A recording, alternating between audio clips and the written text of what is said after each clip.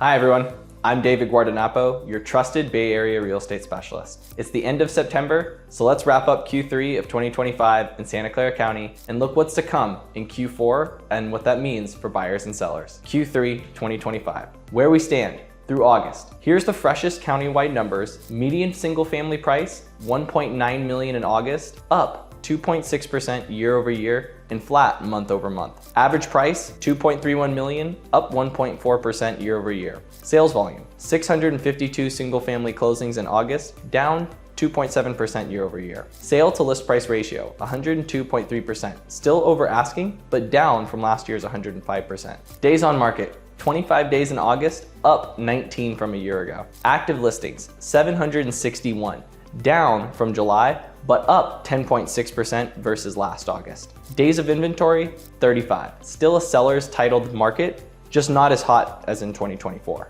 For a broader cut across all property types, Redfin's August read shows a countywide median purchase price of around $1.585 million, with 21 days to sell on average. Different methodology, same story. Demand persists, but buyers have a touch more breathing room than last year. Mortgage rate update, the big Q3 shift. Two key things happened this month. The Fed cut rates by 0.25% on September 17th, taking the federal funds target from 4% to 4.25%. That's the first cut in 2025, confirmed in the Fed's statement and implementation note. Mortgage rates fell again. Freddie Mac's latest weekly survey shows the 30-year fixed at 6.26% on September 18th, down from 6.5% earlier this month and the lowest since last fall. Translation for Bay Area buyers and sellers. Borrowing costs eased into late September and lenders have been pricing that in. What to watch for in Q4 of 2025? Rates and demand. Path of rates. With the Fed's September move, official projections leave room for additional cuts later in the year if the data permits. Markets and major desks now talk about at least one more quarter-point cut by year end. We'll be watching each inflation and job print closely. Mortgage quotes. If treasuries stay calm, consumer rates could hover near the low mid-sixes in Q4. Recent drops have already nudged applications and refis higher. Seasonal inventory. Expect a typical fall taper in new listings after about mid-October. With 35 days of inventory today, pricing discipline matters.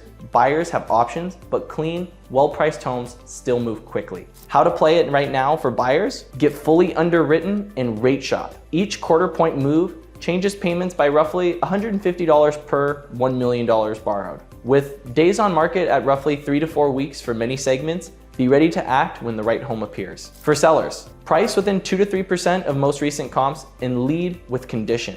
Repairs, lighting, staging, curb appeal, all those things that make our home show in the best possible light are extremely important. Homes aligned to the market are still covering about 102% of list price. Mispriced homes sit and invite price cuts. Commission rule reminder.